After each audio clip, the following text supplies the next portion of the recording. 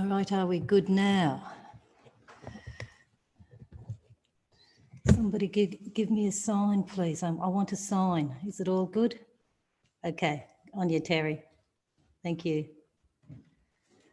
Okay. All right. So another week has flown by and we are here again on Wednesday, hump day of the week, so they say.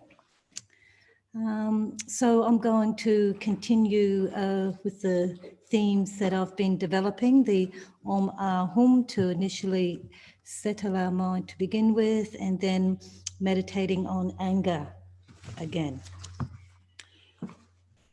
Let's have all my little notes around here. Let's just be very clear what anger is and the impact that it has on our well-being, on our lives, on the lives of others around us. It's one of those really strong toxic obscurations, and a lot of more subtle emotions can link back to it. So it's good to be very clear on what it is and the faults of it. Okay, so let's just briefly set our motivation for today and go for refuge to Buddha, Dharma and Sangha. Because we need help, we need support, and we have complete faith in this very reliable path that many others have gone before us and who have reached the goal of enlightenment. And that's what we want too. We want enlightenment. Enlightening our mind, the awakening mind, so that we can be truly of benefit to others. So that all our actions, everything we eat and breathe will be for the benefit of others. Our self-cherishing will be destroyed, will be gone. And it'll just be a conventional I, but not a real I, which is what we believe now. Okay, just become aware of your body posture now. Nice straight body. Those, 7 or 8 points, the knees, the legs, the hands, the shoulders, chest nice and open, the chin slightly tucked in, tongue behind our top palate, our eyes resting on our eyelids. Tick all those boxes off. So with the Om Ah Hum, that Lama Yeshe is giving us a very profound opportunity to either view emptiness, view a taste of emptiness, view the emptiness. So that's when we have a rest after the chanting. And once our mind becomes distracted, we go back to love and compassion to ourselves. So it's an opportunity to practice 2 wings of the path, the wisdom wing and the compassionate wing. So today I'm going to try this. This is a beautiful chant, Om Ah Hum, that my sister showed me one day, and it goes for just under 5 minutes. So I want you to chant along with this, the Om Ah Hum, and just try and be mindful of the energy, the vibration. You can visualize the light, the white, red and blue lights, the blue, red and white light from each of the 3 points, the Om Ah Hum, or you can just focus on the vibration, or you can just focus on the sound, or you can just really try and penetrate the stillness of our mind, become aware of that too. Okay, let's do it.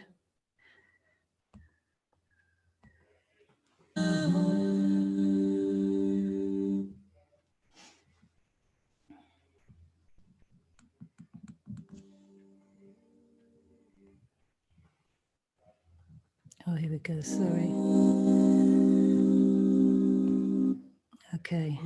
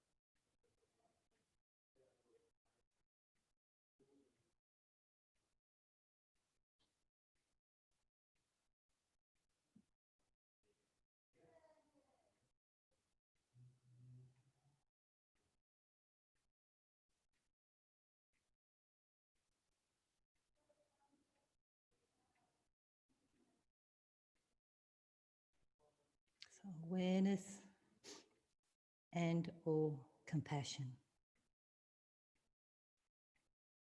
to yourself.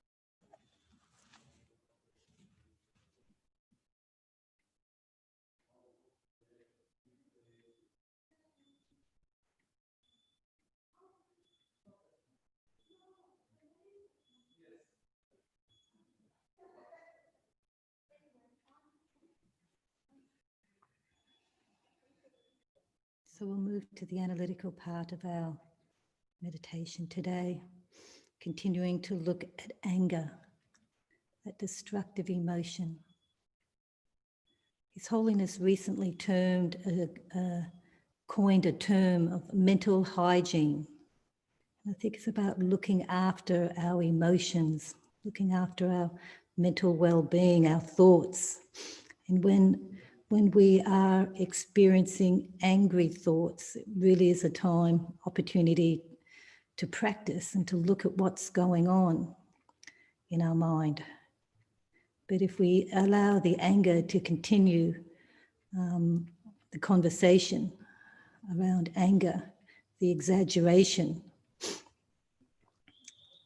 of our continues to disturb our mind in an exaggerated and exponential way. You know, when we allow anger just to build up, then we have that expression, the straw that broke the camel's back. And that occurs, we haven't been practicing good mental hygiene around anger.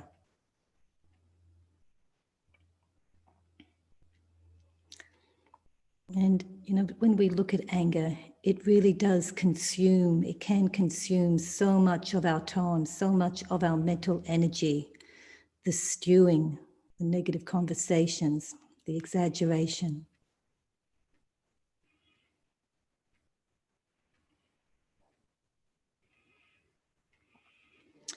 And we can see this within ourselves, and we can also see this in the people around us, the angry people around us.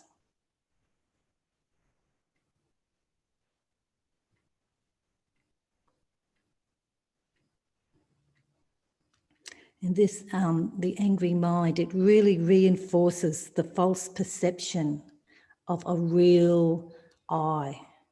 Like I am really offended or angry or annoyed or frustrated. All those sorts of preliminary feelings that can lead to an angry mind. We somehow feel as though we've been wronged, the I, the self-inherent I that doesn't exist, that is a total hallucination. But when we are angry, when we are entertaining the emotion of anger, even at those minor levels, it is reinforcing that false perception that there is something there to get upset about, that as in the I is there to take offense.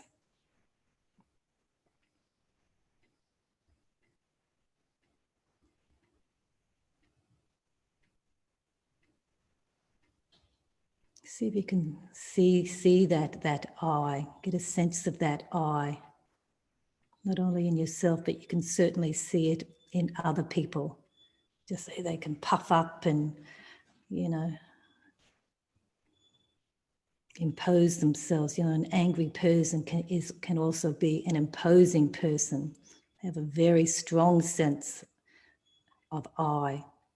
And that's what we become too when we entertain anger. I think, we need to be mindful too that anger, it's just not a mental construct. It's also a body thing too. Like, we get angry in our body. The more angry we become, the more our body reflects this angry mind. It's not something that you can hide. You can just see it in people often, just by how heavy they walk around, just how their shoulders are, their faces. They can have the constant growl on their face. They can have their fists clenched. You can hear it in the tone in their voice, the agitation. So there is that real mind-body connection with such a strong emotion such as anger. There certainly is a relationship. The chemicals and the impact that has on our organs, on our nervous system, and ultimately on us energetically, the energy that we're giving out. It's angry energy. Often people just will take a wide berth of angry people. They will just sort of walk around them rather than engage with them. And this often continues, reinforces that angry mind. Can enhance that angry mind, the conversations around it. When we ignore angry people, or when we even ignore our own anger.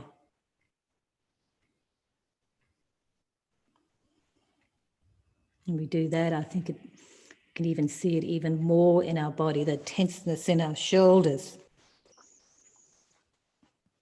So it's always important, I think, to check on just what our body's doing. Will give us some idea on what our mind is doing. There is definitely a relationship. And, as we know with anger, it harms us mentally and physically. I've heard that story, he just got so angry he had a heart attack.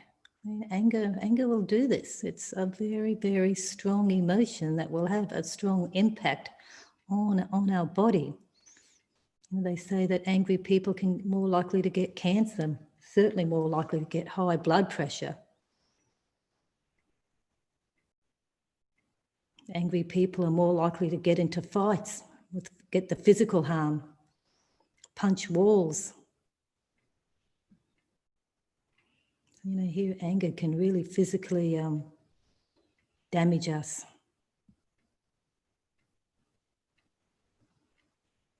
I mean, this is real. We've probably seen it ourselves. Kicked something, get a sore toe right away, kicked the dog.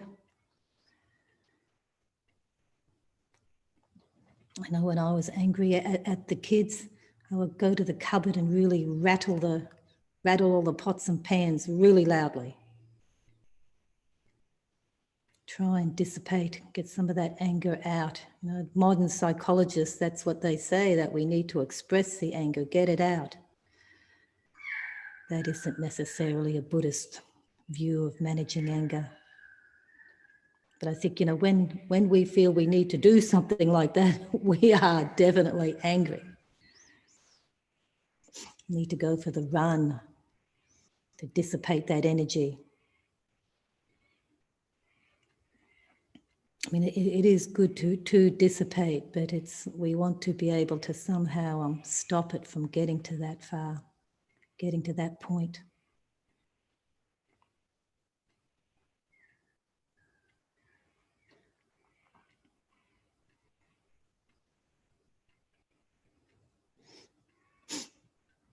And I guess anger also weakens our compassion.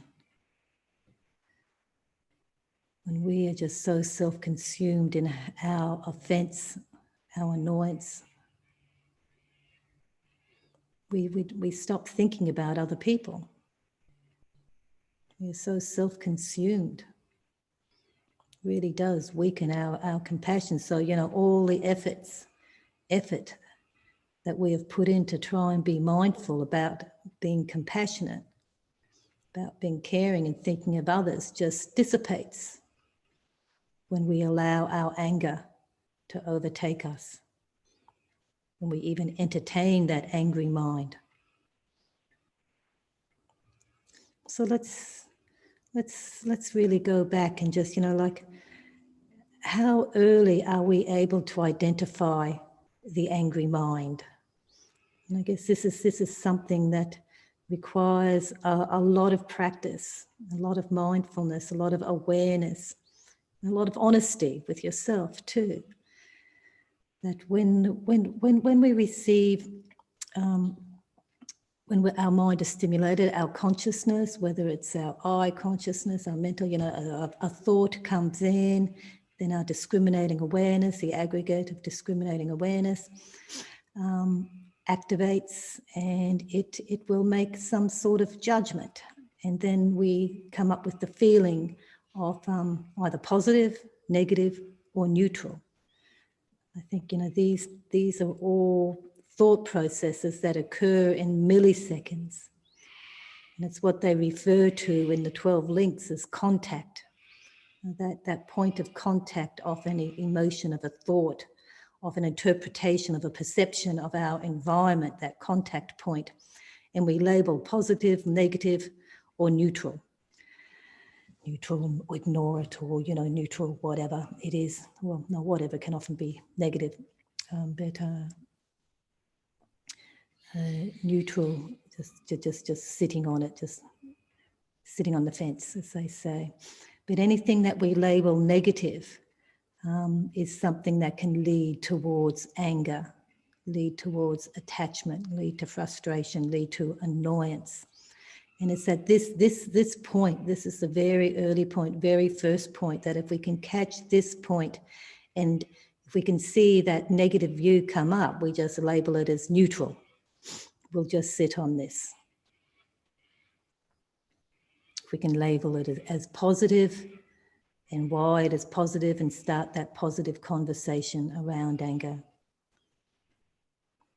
Positive because it's an opportunity for me to practice, opportunity to understand the suffering of others, to become aware of my own suffering, that if I label this negative and go down this pathway, I'm just going to become an angry person and an unhappy person. Or if we notice somebody else being angry, we can become aware of their suffering. Angry creates suffering for us all.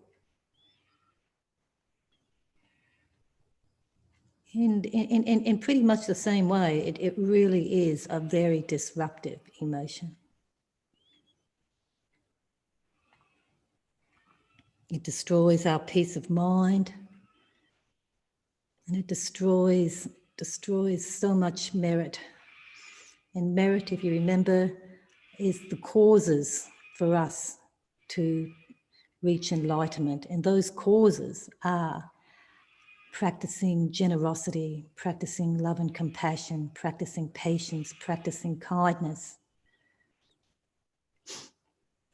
And I mean, that might be in the form of turning a prayer wheel for the benefit of all sentient beings, doing koras for the benefit of others, as a form of acknowledging the power of the refuge object. All these are meritorious activities. Reading a book, meditating, practicing, trying to be mindful, catching that anger. They're all meritorious actions. They're all causes. But as soon as we stop, as soon as we allow negative emotions such as anger, we are robbing ourselves of that merit that we could be causing. And we're also destroying the effort that we have put into creating a more calmer, positive, peaceful mind. I mean, anger can so quickly dissipate, wreak havoc in our mind stream.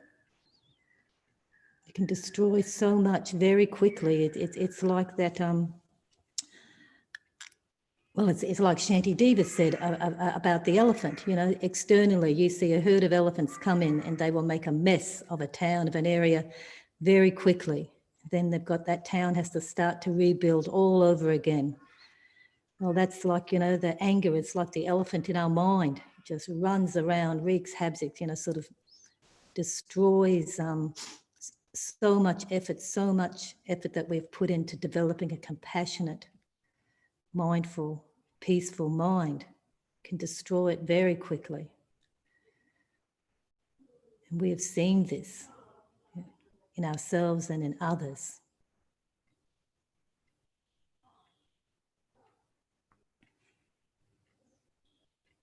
And I think it's important for us not to be confused between anger and wrath.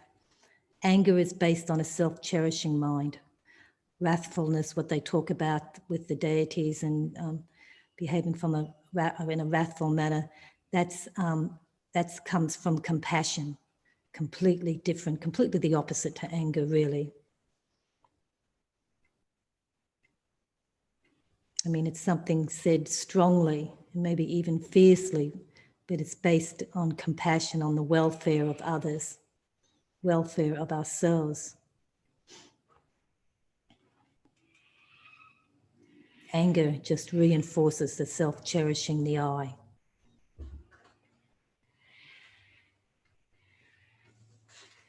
So I just want you to spend a few moments now just really reinforcing in your mind the destructive nature of anger, and that your desire to want to avoid it.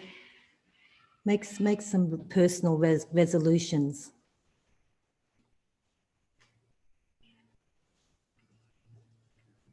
And also how you might be able to start observing it too, catching it.